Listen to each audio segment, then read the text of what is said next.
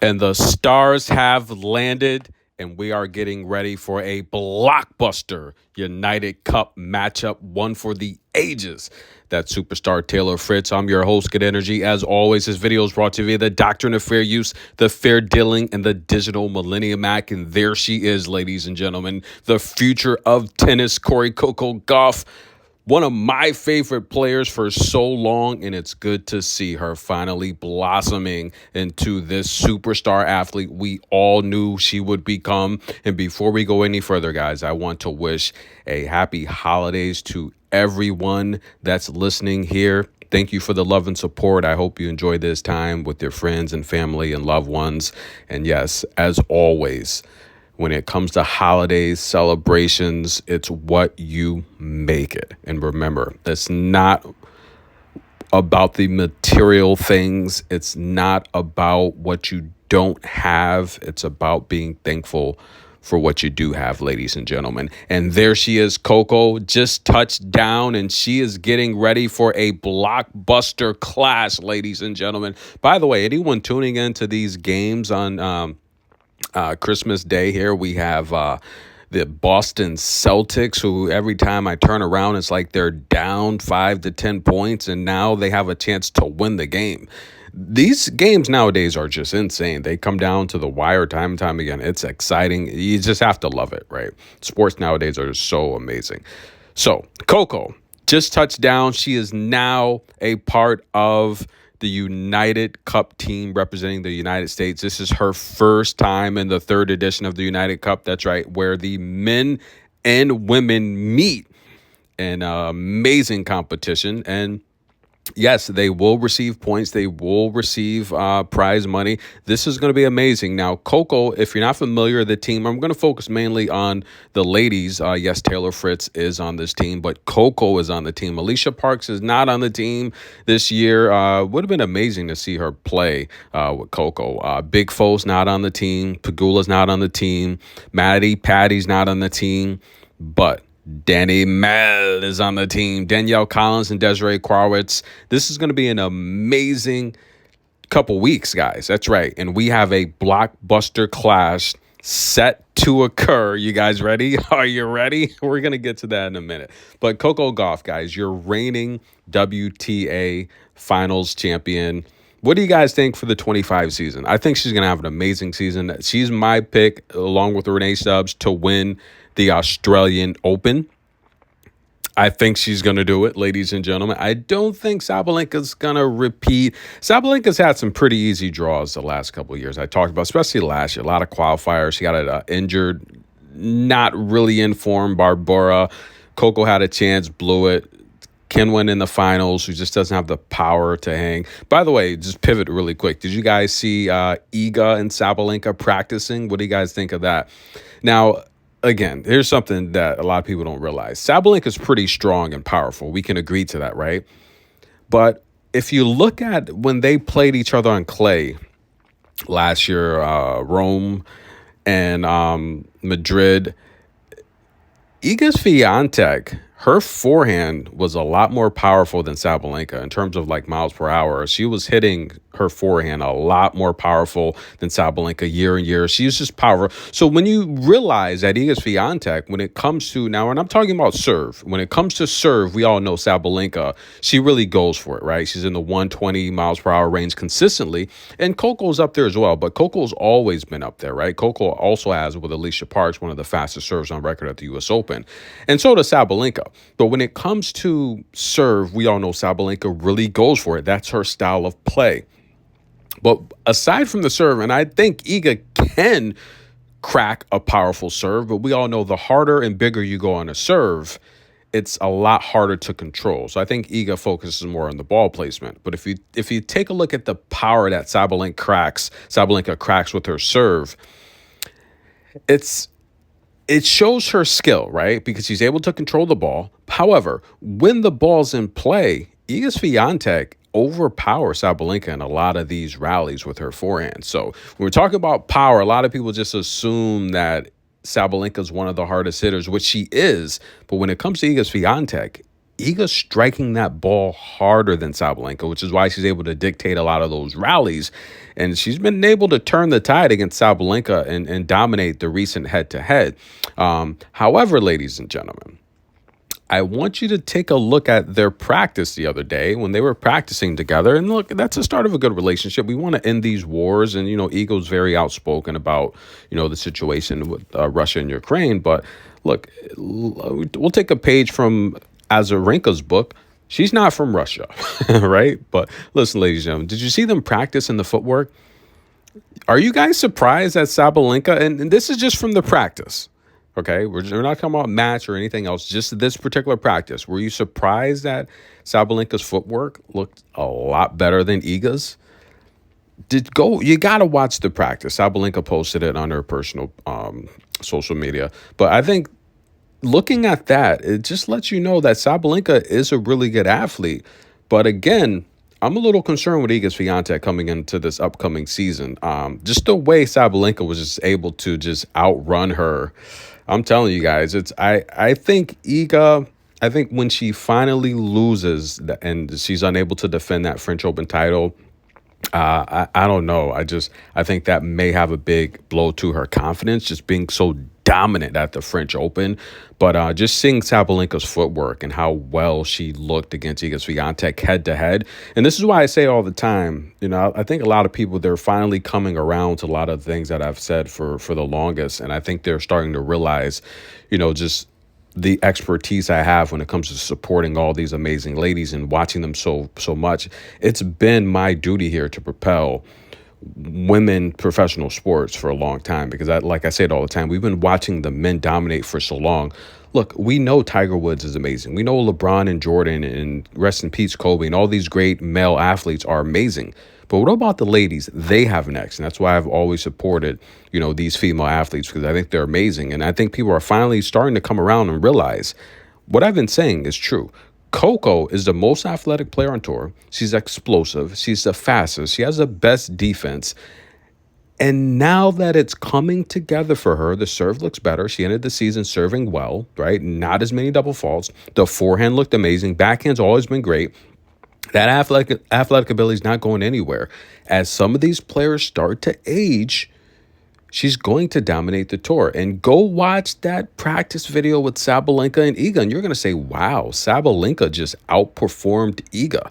She outran her. This is not even a word, but you understand what I'm saying. She out-footworked her. Unbelievable. But let's get to the blockbuster matchup as Coco Gauff told reporters that she's excited to be a part of the United Cup. This is her first time ever. She said she loves participating in team sports and she's excited. And this lineup is stacked with Taylor Fritz. Now, Taylor Fritz would say he's happy to play with Coco. We all know the Olympics this past year didn't go too well, right, with the mixed doubles, but he's happy to play with Coco. And Taylor said, look, our team is stacked, right? Not exactly in those words, but it's going to be great. And I think Taylor Fritz, he's got a blockbuster matchup with Felix A Squared. I think that's going to be good, but he's dominated Felix in the recent head-to-head. But all those matchups they played at the finals a couple of years ago, and I do think that Felix, I don't know what's happening. I think Felix any day of the week is a top 10 player, but his progress kind of slowed a little bit because I would have told you, I mean, of this list of superstars, Big Foe's getting things together. He's a superstar. But I would have told you 2 years ago, Felix would have had a slam.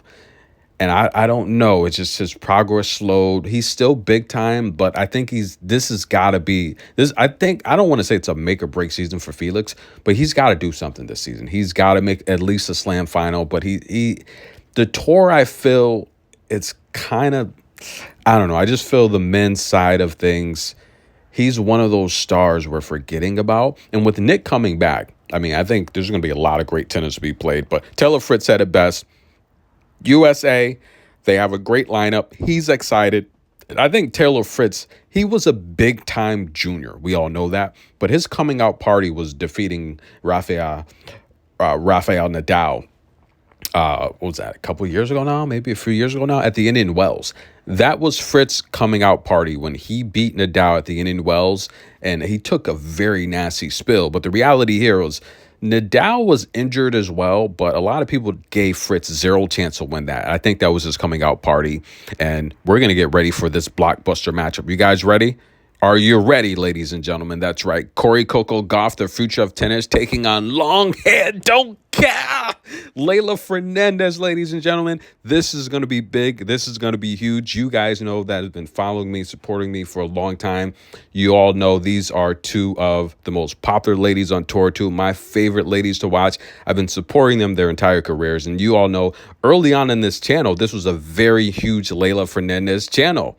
Right? Very huge Leylah Fernandez channel. And thank you guys for continuously supporting Leylah, because the reality here is these two ladies are big time. They haven't played in a while, but they've kind of, after that U.S. Open final against Emma Raducanu, these two ladies, their careers, I don't know, kind of went in different directions, but they're still big time, right? Because, I mean, we can go back a few years ago.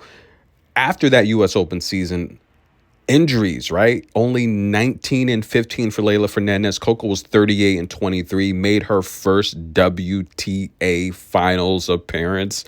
That's right, ladies and gentlemen. The following season in 23, again, another WTA finals appearance for Coco, right? She made the Fort Worth finals there.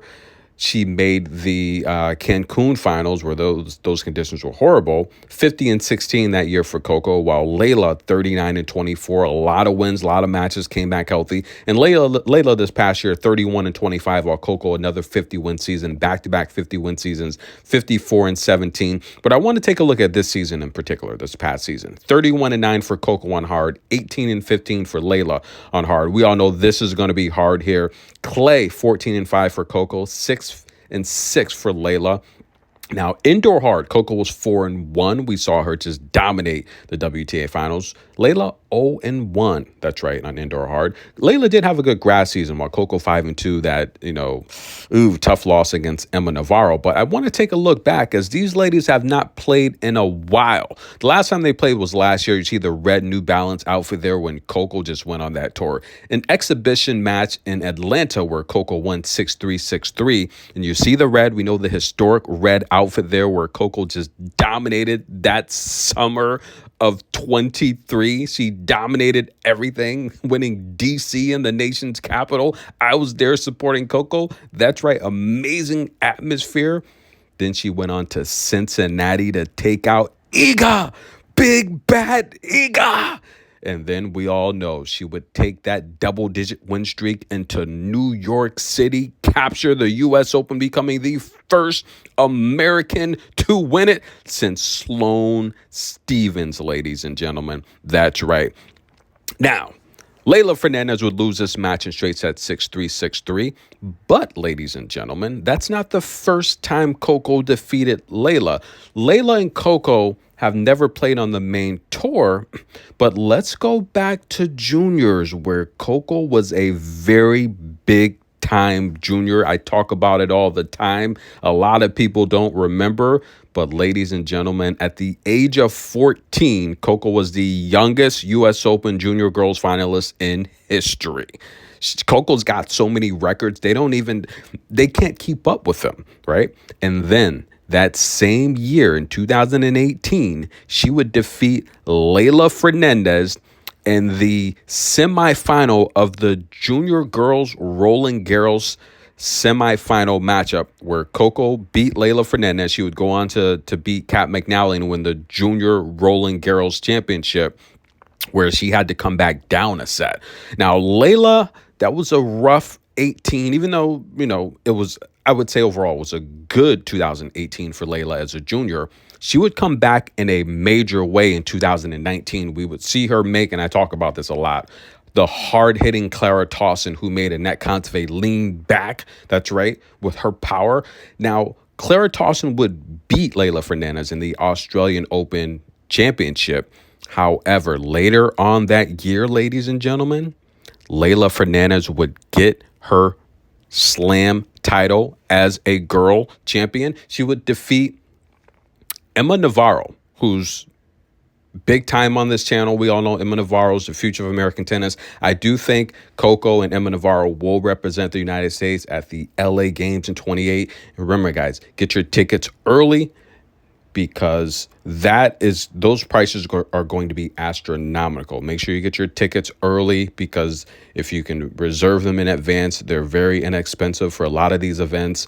Once you get 4 to 6 months out from these events, the prices are just going to be astronomical. California is already expensive as it is. But Leylah Fernandez would win that 2019 French Open title. She would take out Emma Navarro, so congratulations there. And she had a really good junior career. A lot of people don't realize she made 2 junior finals. Yes, Leylah Fernandez is big time. She's a crafty lefty. And this was the matchup here they played in the semifinal. Again, I'd want to say thank you to Tennis Life, great tennis network. If you get the opportunity, go follow them. Great work here. So this is how I think this matchup is going to go down. In case you're not familiar, they are going to face each other this Sunday, the first round of the United Cup. This is going to be big time. We all know in terms of my most athletic players on tour, Coco and Leylah are on that list. Jasmine Paolini as well is on that list. Clara Buell is on that list. And yes, guys, Maya Chawanliska, she's also on that list as well. Now, listen, guys, this is how I think this matchup is going to go. Now, Leylah has never won a set off of Coco, even in the junior semifinal at Roland Garros or the exhibition they played in Atlanta. We all know Coco, she's got the best backhand on tour, and I think that could possibly give Leylah problems, kind of like it did in juniors. Now, Leylah's left-handed, in case you're not familiar. I think Leylah plays her best tennis inside of the baseline. She's a very crafty lefty. She's very athletic. However, if Coco gets to her backhand, and that's Coco's forehand there, but if Coco gets to her backhand, I could see that presenting a lot of problems for Leylah. Coco can go down the line, but if Coco comes cross court with her backhand, that could play into Leylah's forehand. The only problem is I think Leylah plays her best forehand tennis inside the baseline. If Coco stretches the court deep with her range, I think that's going to give Leylah a lot of problems returning into her left forehand, and I think that's going to cause a lot of mistakes for Leylah. For Leylah to be successful against Coco, she's going to have to serve well. And this is the problem here. I think she's going to have to go bigger on her serve, which could exert a lot of energy from her. So that could cause a lot of problems because I say it all the time, the bigger you serve, the harder it is to control. And if that's naturally not in your game, you're going to make mistakes. You're going to fault, but you're just not going to have the right placement. And you're going to give your opponent a lot of second serves. And Coco steps in on that second serve with her backhand. Those are going to be winners. Now, we all know Coco is one of the best returners on tour. In case you're not familiar with Coco, I say it all the time, 2 years in a row, the best returner on tour statistically. Coco won 49% of her return games this season. And Coco said it best against, after the match against, I want to say, Sabalenka. She said, you guys put too much focus on breaks. If I'm down a break, that just means I need to win a game. And yes, 49% of the time, she is going to win her return games. That is insane. This is what I think is going to happen. If Coco gets to her backhand, you're going to see a lot of this from Leylah Fernandez. A lot of uncomfortable shots. The only problem is she's going to be behind the baseline, not that deep inside of the baseline. And we're going to see a lot of this if Coco can get to her forehand. Just Leylah on the move. And overall, Coco converts 50% of her break points. She wins about 74% of her return games. And this is as of last season. Horrible double fault here for Coco, right? She led the tour in double faults. That is just abhorrent, ladies and gentlemen. Just horrible. But in terms of her break point save, 61%. So she gave a lot of free points away, but she saved a lot of those break points. And I say it all the time, Coco's so good, she can spot you 5 games and still literally win the match or make you sweat. Now, in terms of Leylah Fernandez, Leylah last season, she won 69% of her service games, which for a top player like that, ranked 31st, pretty good. I would like to see above the 70 percentile range. That's where the top stars are, the top 10. they're normally going to win the high 75, just under 80% of their service games. Iga Swiatek in that historic 22 season was winning right along with Serena Williams. Serena, for her career, won about 82% of her service games, which is just insane. That 22 season from Iga was winning about that 80 to 81% of her service games, which was amazing. Now, Leylah's not really big on the serve. Again, she's like, if she gets an ace, she's likely to give it back in a double fault. So she's not really big on the serve, but I think against Coco, she's going to have to play big on the serve, which could potentially cause mistakes. She does step up in the pressure point situations, though. Leylah saves about 57% of all break points her opponents has against her. So she's really good in the pressure point situations. I would like to see her do a little bit better on the first return point. She only wins about 36%, which means if she's facing an opponent, there's a good chance they're going to win their points and hold serve. So this is going to be a very tough matchup here for Leylah. I do think Coco wins as well. I think Coco's probably going to win it in straight sets also again. But I'm excited for this matchup. This is a blockbuster matchup, the United States versus Canada. Yes, there's a lot of political things going on with Donald Trump in office. He's talking about, raising import taxes on Canada and China and Mexico. Canada responded and said, look, if you tax our imports, if you tax our exports, then you know what? We are going to restrict electricity to the United States. That's right, guys. We actually import and we contract for about 50% of the electricity in this country, and mainly New York. A lot of that's, upstate New York. We're contracting a lot of that electricity from Canada as well as oil. Canada is one of our biggest suppliers of oil. It's going to get really messy here if Donald Trump starts, and then he's talking about he wants to buy Greenland. Yeah, it's sound bites, it's media headlines, it's views, distracting people from what's really going on. Just stay involved. And what I would say to you guys is make sure you guys follow these policies, because the thing with especially Trump is he's a salesman, and he's really good at persuading the media and the people. Well, not necessarily the media, they don't really buy it, because people do read. I would say read the policy, and I've read a lot of the policy, and I'm going to say for the 8 or 9 great executive orders that he did, I saw hundreds of laws that were very bad for everyday people. You have to read the policy. Don't just listen to what people say. Read the policy. It speaks for itself, and you'll be surprised at all the things that go on when you read these policies. It's pretty sickening. If someone promises to save you a little bit,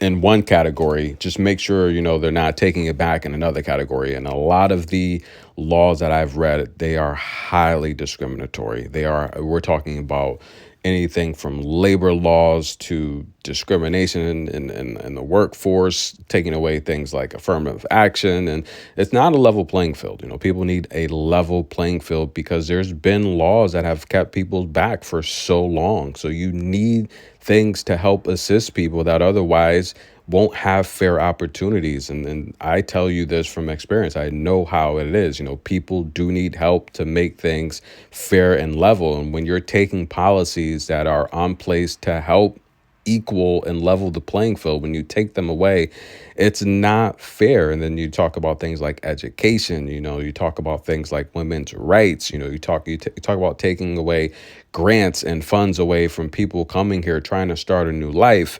It gets really, really messy if you read these policies. And a lot of these policies, from a humanity standpoint, I don't think you should be taking away policies that are helping people that are struggling and people that need help. You should not be doing that. If you can help people, I would say it's your job to help people. We were all put on this earth to help people and propel each other forward, because a strength that you have could be a weakness for someone else. A weakness that someone else have is a strength that you possess. And it's our job to help each other, pull each other up, and do right by each other. We're all here to share this earth and make it a better place. Your duty here is to make this earth a better place, not to make it worse than how you left it. That's not how it works. And when you're taking away policies that are truly helping people, whether it's healthcare, education, any of the employment type of situations that help people. Look, you can't take those away. They're put there to help people, right? Do right, treat people good. That's what it's all about. That's why, look, it's all about the good energy. I've been telling you guys for years, it's all about the good energy, and that's what we want here. So thank you guys for listening. I do think this blockbuster matchup, and again, Coco Gauff, guys, she's been a huge philanthropist. If you follow her, you know she does a lot of good. She helps a lot of people. So this type of conversation that I pivot to every now and again, it's good. And it's what Coco and Leylah stand for. They do a lot. These two ladies are amazing. Two of my favorite ladies. You guys know that. I'm excited for this matchup. It's going to be Sunday. I will cover this matchup. And I think Coco's going to win this matchup. So that's how I think it's going to go. But again, I hope Leylah puts up a good fight. And I would be excited to see 3 sets. Taylor Fritz, Felix A Squared. That's going to be another matchup as well. Again, I think Felix is big time. And look, I've met all these, Felix, Taylor, Coco, Leylah. They're all amazing. I just think we're going to have 2 blockbuster matchups, and that's a great way to start. Yes, Iga is representing Poland. I think that's going to be great as well. She's been practicing hard, so I'll be covering Iga as well. But again, guys, show the channel love, like the video. Thank you for listening so far. And if you have time, go back and like all 6,000 of my videos. That's right, guys. One by one, I've had the goal of spreading awareness of these amazing female professional tennis players. A lot of this stuff, you guys know, I don't get paid for this. I do this out of my time to propel the sport and showcase and highlight these amazing players. Thank you for all the love. Thanks again. I will see you guys soon. Coco, Leylah. I'm rolling with Coco on this one. I'm sorry, Leylah. You know I love you, but I'm rolling with Coco. Tennis in a minute. We'll be back, guys.